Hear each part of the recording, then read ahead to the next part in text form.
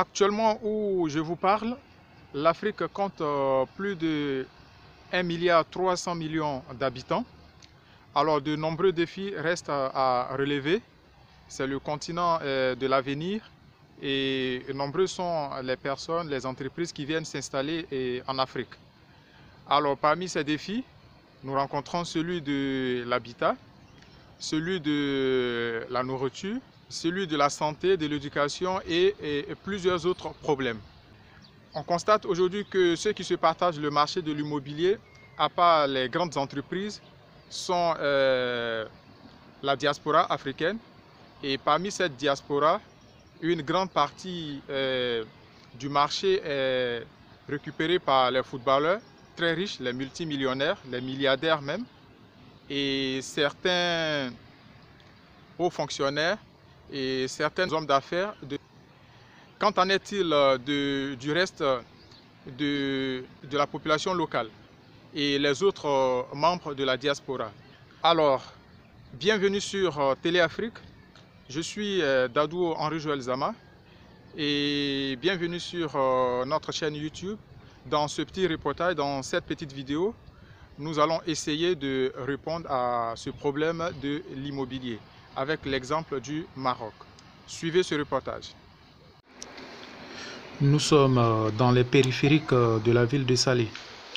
Et ici, tout ce que vous voyez, ce sont des promotions immobilières. C'est-à-dire nous sommes très reculés de Salé. Nous ne sommes pas au cœur de Salé, nous sommes reculés. Et regardez vous-même ces promotions que vous voyez. Vous ne pouvez pas imaginer le type d'habitat que vous avez au centre-ville. Ceci pour dire que vous voyez, on voit que des immeubles, des R+2, des R+4, des R+5. Donc c'est un système qui est, je pense, qui devait être adapté par tous les pays africains, surtout les pays subsahariens, vu que l'Afrique compte aujourd'hui plus de 1,348 milliard d'habitants. Il faut donc essayer de changer le modèle de construction que nous utilisons dans les pays subsahariens. Le modèle marocain est basé sur 3 axes. Vous avez des promotions qui sont lancées directement, des promotions d'habitats sociaux qui sont lancées directement par l'État. Pour en bénéficier de ces promotions-là, il y a des conditions à remplir quand vous êtes marocain. Et si vous n'êtes pas marocain aussi, il y a des conditions. Donc pour les Marocains, je ne vais pas trop rentrer dans les détails. Mais si vous êtes résident sur le territoire marocain, que vous voulez bénéficier de cette promotion-là, il faut juste acheter la maison, c'est le même coût en fait. Donc la maison n'est pas trop chère puisque ce sont des HLM. Donc vous pouvez acheter la maison cash. Si vous avez la liquidité, vous vous rendez juste dans le bureau de vente. Et s'il y a encore des appartements qui sont disponibles, mais voilà, vous achetez votre maison et vous faites les papiers avec le notaire. On vous donne votre acte de propriété. Ensuite, voilà, pour le reste, la déclaration des impôts, vous voyez avec le notaire. Maintenant, si vous voulez faire de la location-vente, c'est-à-dire vous voulez l'acheter en crédit, ça dépend de ce que vous faites et ça dépendra de votre banque. Si votre banque veut vous accorder ce crédit-là immobilier, mais en ce moment, la société immobilière va vous demander, vous devez faire un compromis de vente où vous payez 20 000 dirhams de garantie à la société et avec ces documents-là, vous partez au niveau de votre banque. Si une fois la banque verse l'argent chez le notaire qui donne l'argent à la société immobilière, mais en ce moment-là, on vous donne votre document de certificat de propriété et vous finalisez le reste avec le notaire pour la déclaration au niveau des impôts et autres. Donc pour les remboursements des prêts, ça c'est entre vous et votre banque. Donc c'est pareil aussi pour les Marocains qui ne bénéficient pas soit de l'octroi gratuit. Je ne sais pas si ça existe, mais c'est la même chose s'ils veulent faire la location-vente en fait, s'ils veulent acheter la maison en crédit. Donc pour eux, je ne pense pas qu'il y ait beaucoup de problèmes au niveau de la banque puisque ce sont les nationaux. Voilà, donc voici en ce qu'il en est pour l'État. Le reste, ce sont les privés et les particuliers. Donc au niveau des privés, qu'est-ce que les Marocains font? Mais ce sont des sociétés immobilières qui sont créées voilà, qu'ils achètent des terrains qui sont déjà aménagés par soit l'État ou bien la structure qui a loti l'espace. Donc vous verrez qu'il y a déjà, les rues sont déjà tracées, les bitumes, il y a le goudron, il y a l'électricité, l'installation sanitaire qui est déjà faite souterraine pour les eaux usées et autres. Ensuite, pour même les eaux de ménage qui sont usées, il y a déjà l'eau potable qui est déjà installée. Vous avez aussi la fibre qui est déjà installée, l'Internet. La fibre vient d'arriver à peine au Maroc, mais déjà il y a beaucoup d'entreprises qui se discutent le marché pour l'installation de la fibre. Vous avez aussi la DSL, les câbles téléphoniques là, qui sont déjà mis en place. Donc tout est là. Et la structure immobilière va juste construire. Voilà, ils vont lancer leur programme. Si ce sont des étages, mais ils le font. Généralement, ça dépend de la structure de la terre. Il y a des maisons qui sont déjà, vous voyez des immeubles comme ça, vous voyez des sous-sols avec des parkings et des petits jardins. Généralement, ce sont des maisons 2 chambres salon, 3 chambres salon. Donc, ça dépend du standing, ça dépend des zones, ça dépend du quartier. Et ensuite, ces maisons-là ne sont pas mises en location. Ces maisons sont mises en vente immédiatement. Voilà, donc une fois la structure immobilière, donc les gens, qu'est-ce qu'ils font? Ils achètent le terrain, ils contactent des entreprises BTP qui construisent, qui finissent directement la construction.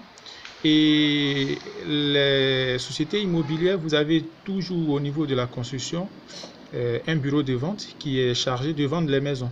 Donc dès qu'ils finissent et que toutes les maisons sont achetées, mais la société gagne rapidement son argent plus son bénéfice et ils peuvent encore acheter plus de terres et lancer plusieurs promotions. Ce qui fait que chacun peut acheter facilement sa maison. Donc, au lieu de chercher de l'argent pour acheter un terrain et ensuite chercher de l'argent pour construire, mais ça vous facilite la tâche.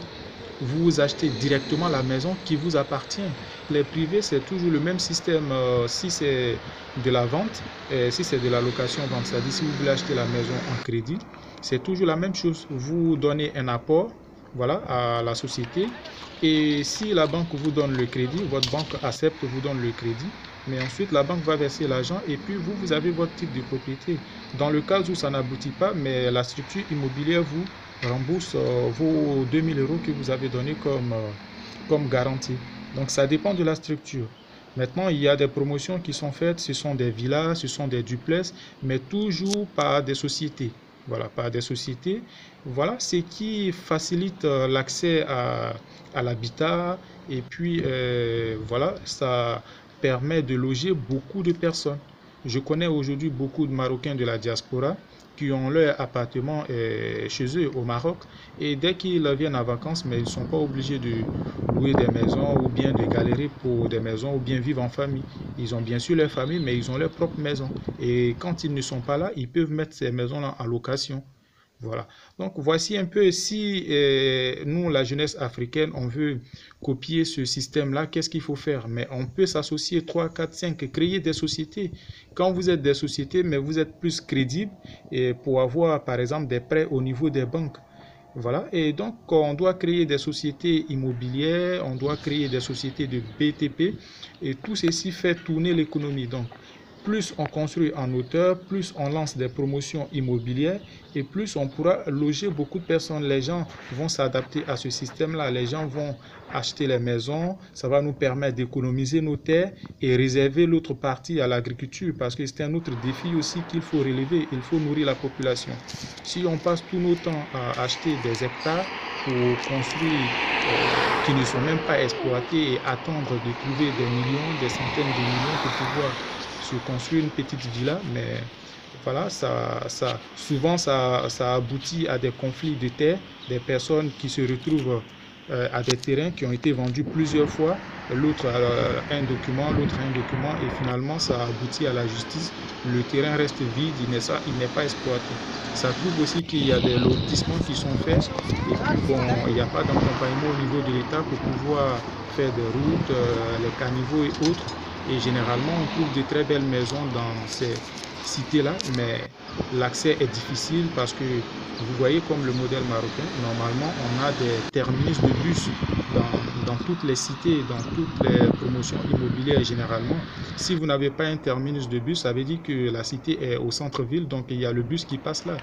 Il y a les taxis, les grands taxis, donc il y a l'accès du transport puisque la route est bonne, donc les transporteurs ne risquent rien. Il y a la sécurité, vous voyez des boulevards qui sont très bien dégagés, des routes qui sont bien faites, des jardins, vous avez des espaces aménagés pour les jeux, pour les enfants. Donc il faut vraiment copier sur ce modèle-là. Il faut que la jeunesse africaine se réveille. Et cela même permettra non seulement à la diaspora, mais à ceux qui sont restés sur le territoire de copier ce même modèle. Merci d'avoir regardé cette vidéo. N'hésitez pas, abonnez-vous, likez et puis voilà, nous allons agrandir notre audience.